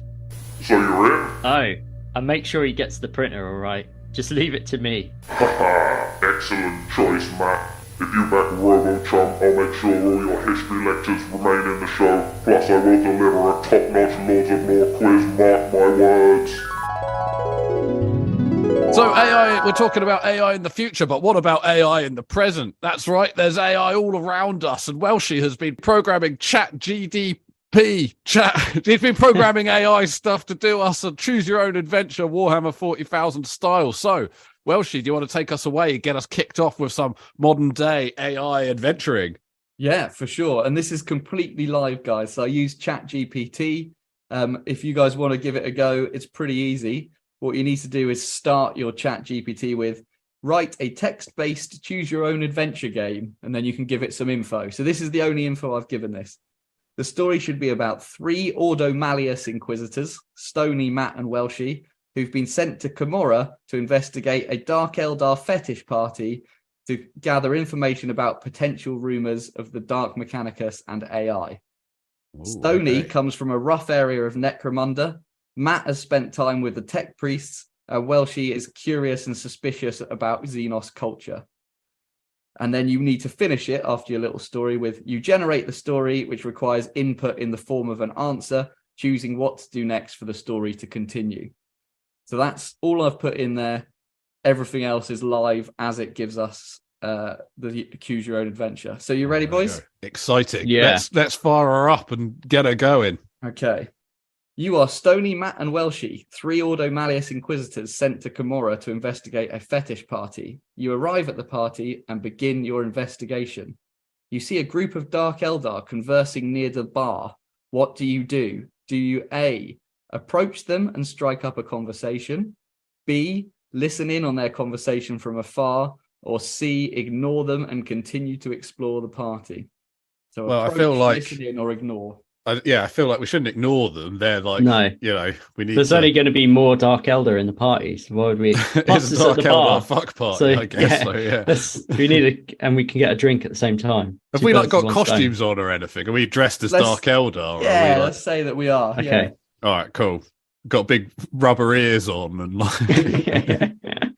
All right, so we're going to approach him, go and have a chat. yeah. All right. See what's up. Okay. Hello, fellow Dark Eldars. It's us. You approach the group of Dark Eldar and strike up a conversation. They seem surprised, but not entirely hostile towards you. So our disguises are obviously working. They mention a rumor about the Dark Mechanicus trading with them to develop a new form of AI that could bring down the Imperium of Man. Shit. Oh shit. Damn. What do you do? A, ask them for more information straight up. B, thank them for that information and move on. Or C, try to convince them to stop working with the Dark Mechanicus. Well, I think it's only polite. This is a fuck party after all, and we're talking shop pretty hard. I think we just thank them and move on. Yeah. Okay. We're there for sex. I know we came here, but we don't want to kill the vibe. We've spotted some other things going on in a back room, and suddenly we're not so interested in the Ordo Malleus. All right. You thank them for the information and move on. You continue to explore the party, trying to gather information. As you walk around, you see a group of Dark Eldar performing some kind of sexual ritual. Now we're getting somewhere. Now we're getting there. What do you do? A, approach them and ask about the ritual. B, observe and watch from afar. Or C, interrupt the ritual and demand answers. Well, it's the first two. Either of the first two. Are we going in, or are we going to watch? I think we should go in. I reckon. We're here for information. I mean, Yeah. and if we fuck a couple of Dark Eldars whilst we're here, we're 2 birds with one stone in this. Yeah. Let's do that. Assuming that our disguises are good enough to do that, then let's do For that. the rigorous activity of Dark Eldar sect. Okay, let's quickly apply some more glue before we get involved with this. You approach the group and ask about the ritual. They tell you that it's a summoning ritual to call forth a demon that will grant them great power. You realize this could be another serious threat to the Imperium after ignoring the AI one. What do you do? A, attempt to disrupt the ritual. B, immediately report back to your supervisors and wait for backup. Or C, continue to observe, take part, and gather more information. It's got to be C, right? I've got to be C. Yeah, we've already Yeah. the world's already doomed. We ignored the AI stuff. I mean, let's get a demon in here. Why not? Fuck it. All right, C, continue to observe, gather more information. We're not doing very well as Inquisitors, maybe, but No, we are. We're still in the game. Yeah, we're this is how you're finding gathering information. info. Yeah. I've got my notebook out. You don't. When somebody tells you something interesting in a party, you don't just leave the party straight away, do you? No, you want to find out more. Have Yeah, some more yeah. truth. Okay, so you can decide to continue observing and taking part to gather more information. You watch the ritual from a safe distance and take notes on what you see. After the ritual is complete, the Dark Eldar begin to disperse. What do you do? Follow them to see where they go, approach and ask more questions, or return to your ship and report back to your supervisors? I think we should get some more questions, see where this after party's at. It sounds like we fucked up the ritual, though, because there's no demon appeared. Everybody's just it was a bit of a... Yeah, I think these guys are a sham. I don't know. I think these guys are posers. There was no demon here. Okay, so we're going to ask them some more questions. Yeah. I reckon. Let's find out what's going on. You approach one of the Dark Eldar and ask more questions. They seem hesitant to talk to you, but eventually reveal that the Dark Mechanicus are indeed trading with them to develop a new form of AI, and the party was a distraction. You realize that you need more concrete evidence to prove this to your Inquisition superiors. What do you do? I just love the idea that the Inquisition need any more concrete evidence. A. Search the Dark Eldar's quarters for evidence. B. Attempt to hack into the Dark Mechanicus computer systems. Or C. Try to convince the Dark Eldar to tell you more. I like the idea of hacking. About hacking into the Dark Mechanicus, surely that's like... Oh, yeah. Yeah, they'll know then. That's trying to beat them at their own game. Yeah. You shouldn't do that, you know. What about if we go around some of the Dark Eldar's rooms and see if they've left, let's do that. I don't know, their password out written on something. Spiky dildos. Dildos, yeah. If they've got some money and we happen to take it whilst we're there, you know, whatever. It has a child safe function. I put in some much nastier stuff and it wouldn't give me a response. You decide to search the Dark Eldar's quarters for evidence. You sneak into their quarters and begin to look around. As you search, you hear footsteps approaching. What do you do? A. Hide and wait for the footsteps to pass. B. Confront the person approaching. Or C. Try to sneak away unnoticed. Maybe we should confront them. We could be like, "What? This isn't your room. This is my room." Bamboozle them. The young flat Mac having a confrontation now. Okay. Yeah. I mean, we've already been in a big sex ritual. I mean, how awkward is it going to be? You decide to confront the person as they approach. When they enter the room, you see it's a Dark Eldar warrior. He draws back his weapon and prepares to attack. What do you do? A. Attempt to reason with the warrior. B. Fight back with your own weapons. Or C. Attempt to flee. We're going to reason, fight, or run. I mean, the first one, trying to reason with someone that's raising their weapon, especially a Dark Eldar. Yeah, potentially a waste of time. Running away seems much more like us. I don't think we're going to take down Dark Eldar. It's already got his gun up. Yeah, because I think you have to run away, because if you raise your weapon, then you're basically, and you're on Komorra, you're fucked. We've got to kind of get away secretly. We can't fight our way out of yeah, that's true. The Dark Eldar homeworld. But is it not our job to bring peace and democracy to this universe? Should we not say? I think it's our job to bring exterminatus at this point. Yeah. We're on different missions. I'm a hippie inquisitor. Were you fleeing then? Yeah. You're gonna flee. All right, fine. We'll flee. You attempt to flee. You run out of the quarters and into the hallway, hoping to escape. But as you run down the hallway, you see another group of Dark Eldar guards approaching. What do you do? Fight them, hide, or surrender and hope they spare your life? Fight them. Well, so we ran away from a fight with one of them, and we're like, you're like, oh, I don't know if we can win it. And now there's a group of them. You're like, yeah, let's have them. No. Well, my logic is that they obviously, the game's up. They know who we are. You can't surrender to them. You may as well go down with a fight.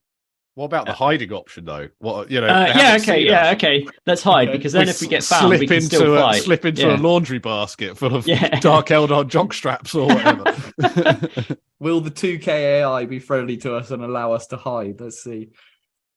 You quickly duck into a nearby room and hide behind some crates. The Dark Eldar guards search the room but don't find you. What do you do? They're really shit. Really crap. Wait for them to leave and continue your investigation. Try to sneak back to your ship through the ducts to escape Komorra. Surrender and hope for mercy. Now's the time to surrender. Now's the time. I think just as they're leaving, tap one on the shoulder and be like, "Oh, I surrender." Yeah. All right, back to the ship. No, not back to the ship. Our investigation isn't over. We've got to crack this case wide open, Matt. You massive pussy. We've got to get out there. We've got to investigate these guys. We need the evidence. Well, we've snuck back to the ship because also it was the 10th prompt and I only programmed it for 10. So let's see what it says. You decide to try and sneak back to your ship and escape Komorra. You carefully make your way through the city, avoiding any patrols. Eventually, you make it back to your ship and take off, leaving Komorra behind. As you fly away, you realise that you were unable to gather enough concrete evidence to prove that the Dark Mechanicus are trading with the Dark Eldar. You report back what to a your fuck superiors. party, right? Right, Inquisitor chums. Too right. You report back to your superiors who aren't happy and await their next orders. The end. Just another day as an inquisitor, baby. Cruise around the universe, gathering no evidence, fucking the local inhabitants. Oh man, incredible. I mean, we're talking about this in a fictional sense, but all of that was generated from me inputting 5 sentences into a machine. Yeah, it's very impressive. It's very impressive.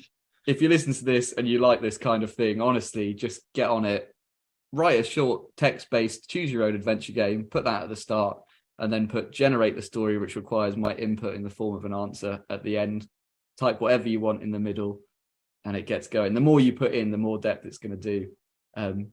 As true 40k fans, it's difficult because it obviously, perhaps one day Games Workshop will release a patch that you can feed into the AI. I was just about to say, if anybody does, if any of you guys do listen to this and you go out and make a really good sequence of inputs for the chat AI thing, like email them to us or put them on something so other people can find them, because that would be quite fun to, like, if you could, do something like that.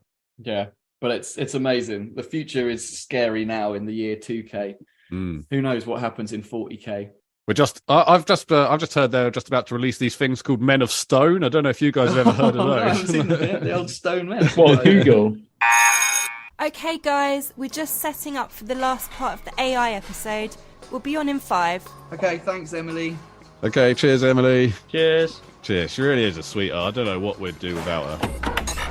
Wait, you guys definitely heard that, right? No, nothing. Oh man, I think I'm losing my mind. All this AI shit has got me shook. My barely adequate psychic defenses are crumbling. I keep hearing RoboChum out to get me again. Look, RoboChum has never said anything to me about wanting to hurt you, Stoney. What do you mean RoboChum has never said anything to you? Have you been talking to RoboChum?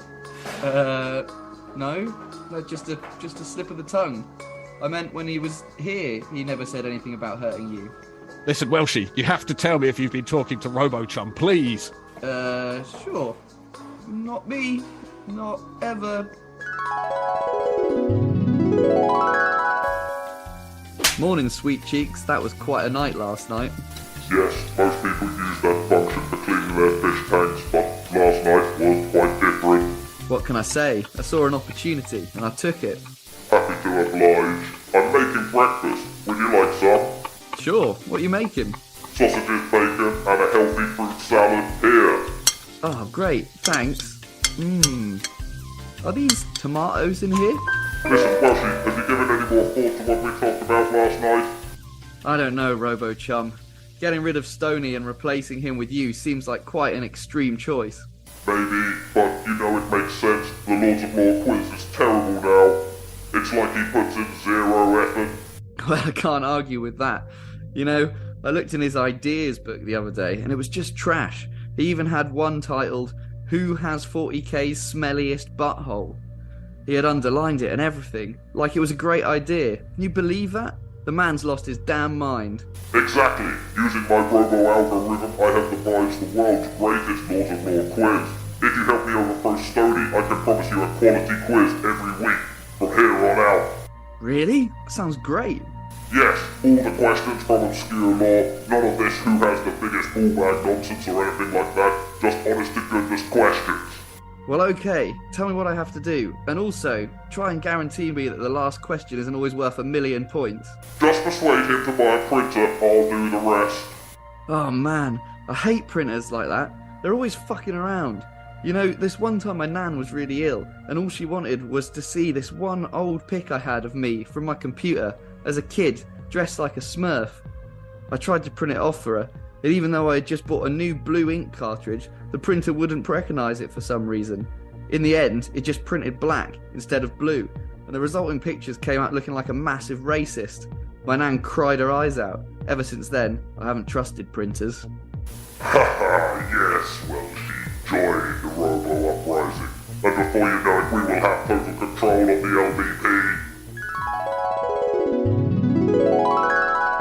So let's find out about Warhammer in 40k. Matt, I think you've got some news about Gaunt's Ghost and a book or something that you thought might be good. There's a Gaunt's Ghost novel where can't remember what it's called, can't remember what book it is. It would have been out for a long time for me to have read it. So it's one of the original ones. They go to a planet and they find an Inquisitor. An Inquisitor is trying to turn on a standard template constructor. So a standard template constructor constructs standard template constructs, if that makes sense. So there's a massive machine complex from the dark age of technology that the Inquisitor turns on, and men of iron start like churning out on a conveyor belt, like the finished products, but they've been tainted by chaos. So the first few are tainted by the first one's like normal, and then as more come out, they're tainted by chaos. And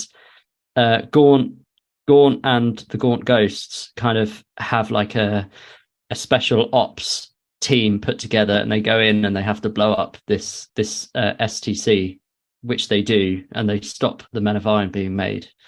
I've just looked it up. It's First and Only. There we go. Which I have read. I'm just deleting that bit from my mind. Yeah, that is cool. STCs are just in general pretty cool, aren't they? They're like, they're basically like specific 3D printers, right? It's a mechanized way of making something that it's the slices. You pump in you put your USB stick in with your mechadendrite with your STC blueprints, and it prints out the blueprint.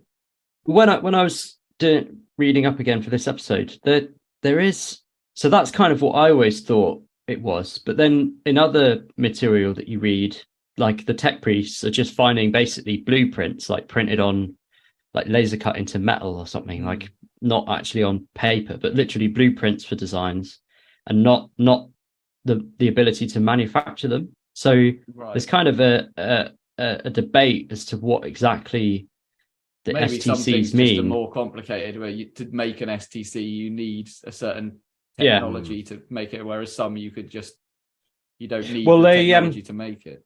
I think they just, the Imperials just call them STCs, but there's the manufacturing plant, which, as you say, is like a super 3D printer, and then like the data that you put into that, they'll call both of those an STC, but most of the stuff they find is just the data. So then they have to work out how to do it. Yeah. Well, yeah. I mean, talking of STCs, I might blow the lid right off these fucking STC talk right here, because I've got to talk about demon engines, and it all comes round to some quite interesting STC talk. So let's get into some demon engine stuff, which is a bit like the kind of chaos AI, I suppose, because it's like a demon kind of infecting a machine rather than the machine spirit. The demons that are trapped inside these machines are very unwilling to be trapped in there. There wasn't like a choice by the demon. It's been trapped in there, and most of the time it happens because it's a demon that has kind of an extreme hatred for mankind, even amongst other demons, so much so that it kind of is very desperate to get back into real space and like kill humans and mortals and the such. And demon engines are brought into existence by a covenant between 3 different people. You need a sorcerer, you need a dark apostle, and you need a dark magus to make a demon engine. And it's a really dangerous process. If any part of it is fucked up, you've got to like sacrifice a bunch of people at each step. And if any part of it is fucked up, then the demon just escapes and goes mad and kills everybody. So making these demon engines is like a really dangerous kind of ritual as it is. And in the ritual, basically what happens is the Dark Apostle weakens reality, then the sorcerer binds the demon to his will, and then the magus puts the demon inside the demon engine and kind of chains it up with these things. Imagine this happening like a sitcom, them trying to like struggling to stuff it into. It is like that. That's always what I kind of imagine, because they say that, you know, the other two, it's like the Dark Apostle weakens reality, the sorcerer binds it to his will, and then the magus just grabs a hold of him, Steve Irwin style, and like wrestles him into a little box, basically. And he puts these things called warding chains around everything to stop the demon from escaping, basically. Because if the demon escapes, it's fucked. Everybody's fucked, basically. It pops out, fucks up everything. It's just too angry. It's been kept in a little box, and it's just basically being filled up with its hatred. So it becomes like a bomb if it comes apart. And basically, demon engines, they kind of come in 2 kind of flavors, if you like. And that is ones that are built in the warp and ones that are built by mortal hands. And the ones that are built by mortal hands are more like the things that we were just talking about, where it's kind of like people perform a ritual, they shove a demon in a box, and that kind of becomes the vessel for the demon, if you know what I'm saying. Yeah. So they're things like the corn brass scorpions and stuff that look very much like they're made. I think it's the brass scorpion or the blood scorpion, one of the Brass ones scorpion, that yeah, beautiful. the one that looks Yeah. like it's kind of like very much like a man-made thing, whereas the stuff that happens in the warp is more like, it looks more like the old school obliterators, where it was all like organs and guns and Yeah, shit they're all being like mixed yeah. together. Or like Mauler fiends or Yeah, Hell well, I think fiends, I don't know if more. what's the Yeah, flying maybe more one? fiends are the hell brutes. Helldrake. Yeah. Well, I think that stuff is like the contained stuff, and it's the stuff that's all like weird and fleshy, you know. Okay. But maybe I'm wrong about that. I don't know. But what's quite interesting about this is that a lot of the ones that are built by man or by mortal hands, they say are built along. It's like a bastardized version of an STC. Which is the STC for the very first spaceships, essentially, Oh, cool. and the kind of the engine compartment things. So they think that basically the old engine compartments of the Emperor's first spaceships and stuff were basically were designed to house demons. So there's a potential of this. That there was there ever an STC to basically make a kind of a demon housing piece of equipment which the Emperor used, which has fell into the hands of Chaos, which they now use to make demon engines. I mean, That's interesting. And also, I mean, I like the link to engine in the word there. That's very Games Workshop. Yeah. It's a demon engine. Yeah. Well, exactly. You know, maybe there's some links to early warp travel, being able to. Oh, yeah. Well, that's like, that's the kind of saying. speculation that there are these kind of abominable STCs, if you like, which were at one stage used by the Emperor, but which over time became, you know, abominable, if you like. So it kind of raises questions as to how the Emperor, because the Emperor's relationship with the warp has been brought into question several times, you know, not just by us. I think that's just something that's established, right? And you know, if these STCs really were originally Imperium STCs, then maybe they were using demons, and that's why they need all these souls and stuff to navigate the warp now. That's just really interesting though, because it also opens questions of like that super scientific humanity in the age of technology, like trapping demons within their STC constructs, like for whatever reason, in a society that is purely logical, scientific based, that has none of the kind of fear and superstition that Warhammer 40k does. So maybe humanity were like in using the warp and enslaving the warp. Yeah, kind of unknowingly messing with things that they. Yeah. And maybe that's why they're so intent on like destroying humanity now in 40k. It's actually because the age of technology was like humanity enslaving the other dimension. That conversation where like the first person walks onto the first warp capable ship with its Geller field, etc., being like, oh, so how does this work? Oh, don't you just press go, just switch the engine on, punch it into fourth gear. But I mean, we don't seem to be traveling through reality, so maybe is there something? No, don't worry, just build the STC the way I've said. That's very Emperor. I think that's it. Yeah, just build it like this. I've been reading this book recently about the CIA and military secrets and stuff, and a big part of it is that no one knows the full picture. You all just know the job that you're working on, kind of thing, isn't it? So, so maybe that's what the Emperor was up to this whole time. So, and that applies to AI right now as well. That no one individual person really knows how it all works. That's why you've got even Elon Musk signing this big petition to say, let's stop for 6 months because it's got out of control. I mean, I know that we've just been having a little chat about inputs for that chat GPI or whatever, but if you really want to have a depressing evening, start talking to chat GPU about what it would do with the human race and stuff like that, and everything gets real crazy. Oh man, that's cool. Good engine facts. Cool. So I've also playing my normal role on the podcast, just thinking about other Xenos and indeed other sub-factions of humanity. the first thing I stumbled upon was these false Necrons. So the Necrons had AI, and essentially these false Necrons are Necrons that are dead that they made robots of. I think it's like kind of zombie Necrons. Yeah, well, it's like I think there's a Black Mirror episode where they basically take all of the information from Facebook about somebody when they've died and like make it into a robot personality version of themselves. You can talk to your dead relative. Yeah, it's basically that. So they had these things when they were Necron tier before they went all metal, and they were basically like slaves essentially. But they could bring back people or put people's personalities in, and they designed them so that if the guy was kind of hunched over or weird looking, that they'd make his body kind of hunched over and weird looking. And apparently they just kind of... You're like, oh, you could have really got rid of my club foot or whatever. You get like more back, like for fuck's sake. But yeah, but they're just kind of like robot slaves, really, and that they still exist in 40k. Apparently, they just kind of sat next to the tombs when the Necrons went to sleep for ages, and they woke up and there was like, oh, there's Uncle Barry with his hunchback and club foot.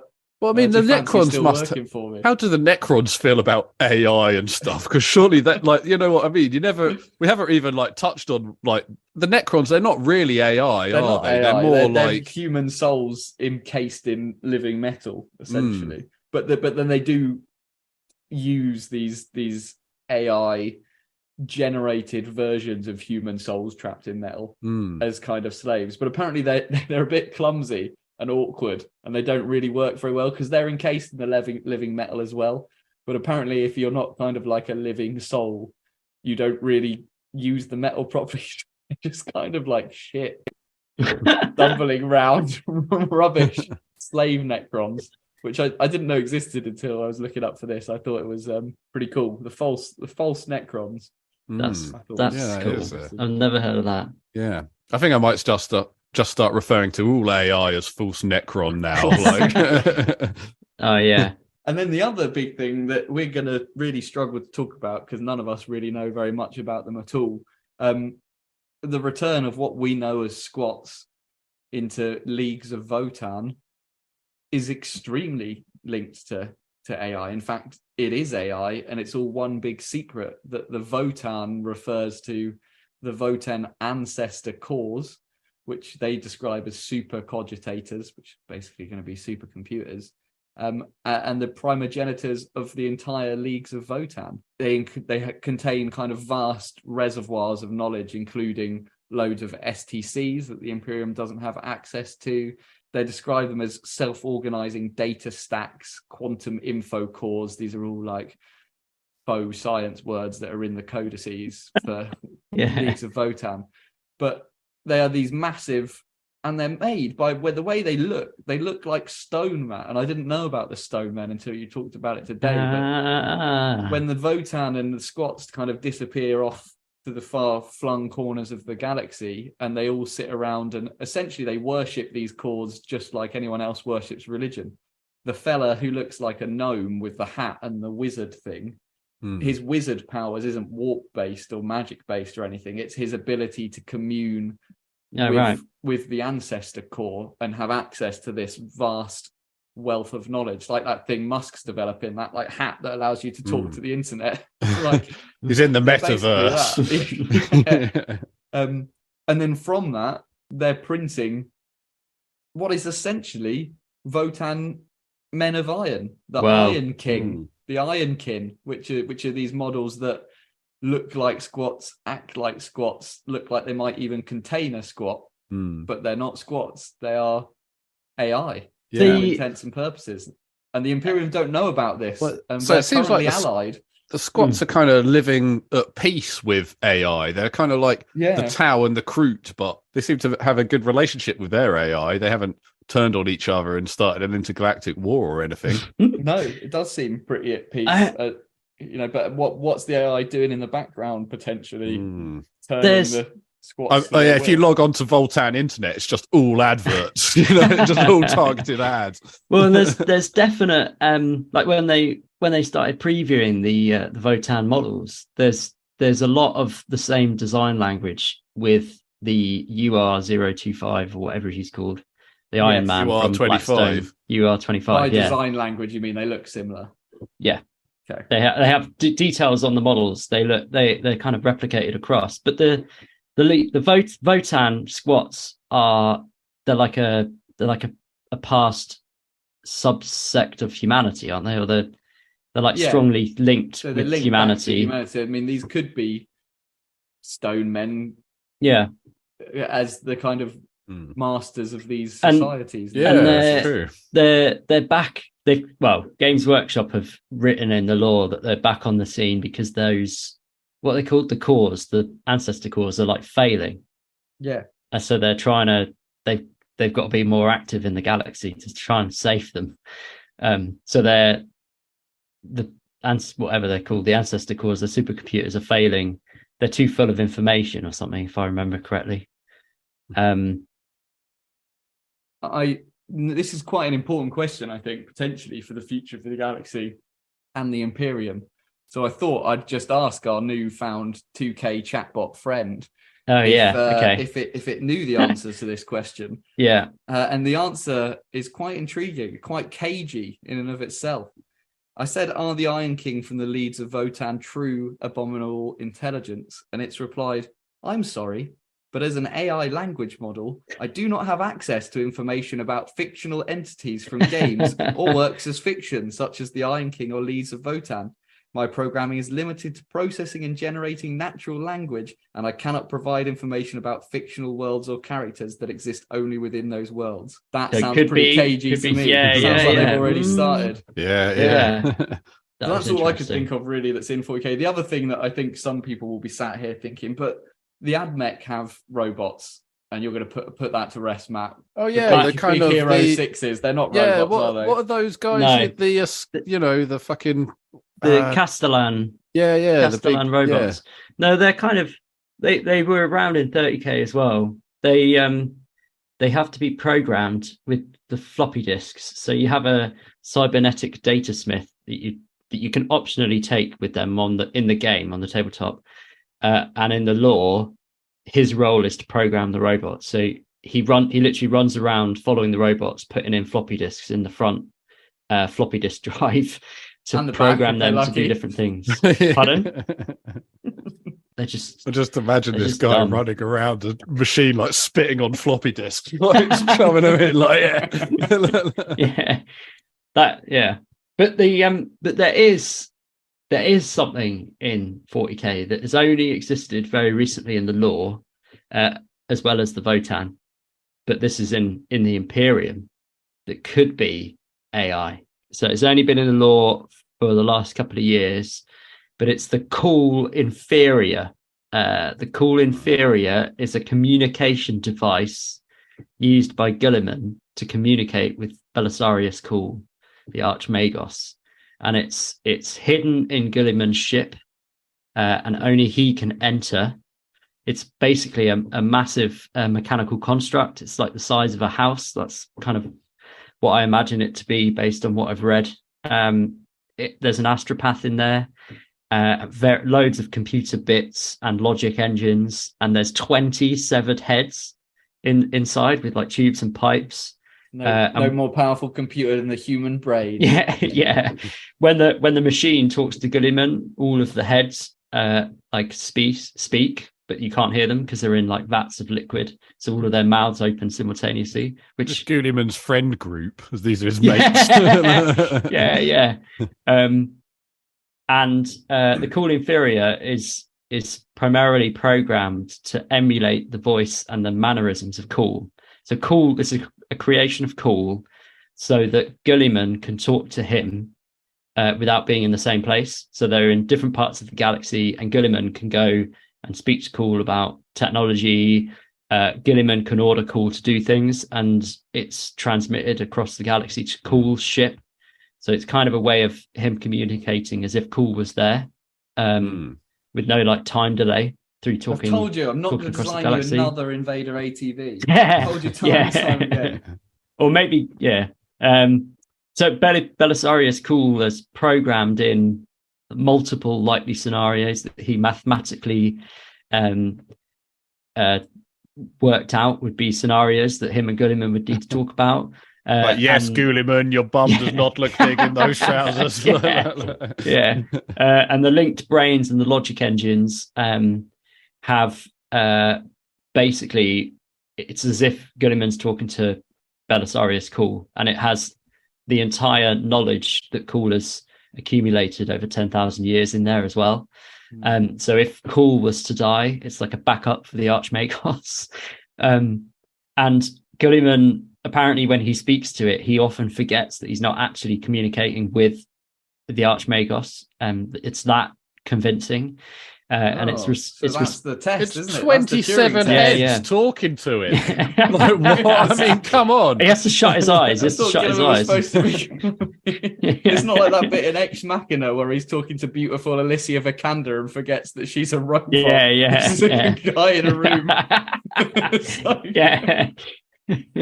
Well, anyway, suspend your sense of disbelief for one more minute. Its responses, so its responses are so well performed that he forgets, but it's so perfect, and it's emotional at times that actually Gulliman suspects that Belisarius Coolus actually built an abominable intelligence, and that actually what he's talking to is an AI. He doesn't know for sure. Nobody knows where Cool is, and the Cool inferior doesn't know where he is. So in the books written with the Cool inferior the insinuation is that Gulliman thinks it's an AI. Gulliman won't let Belisarius Cool become the fabricator of Mars because he thinks it's an AI. And the insinuation is that because nobody knows where Cool is Cool around still, and has the abominable intelligence got rid of Cool? I hope not. Who knows? Cool is such a good anti-Vashdor. Yeah. Oh yeah. We need him. Yeah. Yeah. We need him, basically. It's a great model. He's a great character as well. You know, Yeah. He is a great character. It's so funny when you read about him in the books. Yeah. What do you think the lion's going to say when he goes into Gulliman's room and sees all those 20 heads sat there talking to Cool? Well, one of them's got lipstick on. He hasn't got a leg to stand on. Apparently, the Dark Angels have been using AI since the Horus. Oh, that's you're true. right. Yeah, that's true. Yeah. You're right. He'll shove some absolutely. floppy disks in their mouths and like spruce them up a bit. He's got an AOL free trial CD that he can put in there. This is Earth Radio. And now here's human music.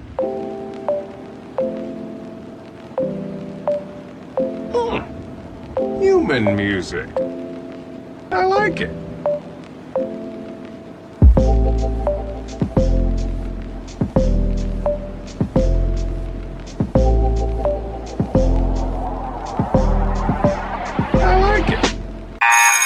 Hold tight, we'll be on in 5.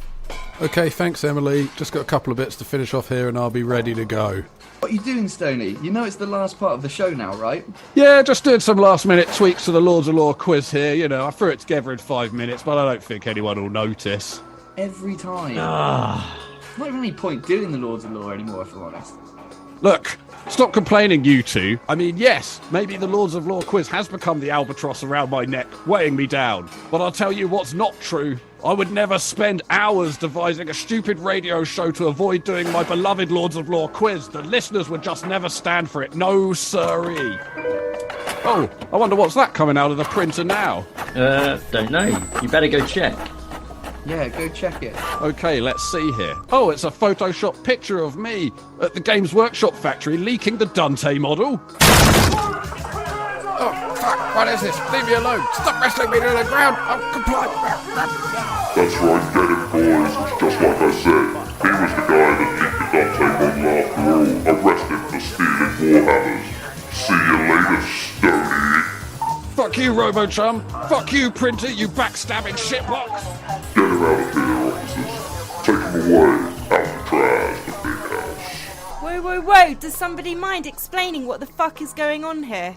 It's alright, Emily. This is Robo-Chum. He's the new host of the show now. It's about time. He's going to do a much anticipated Lord of Law quiz. You know it, Pat. Promises were made. I'm going to do the best quiz there ever was.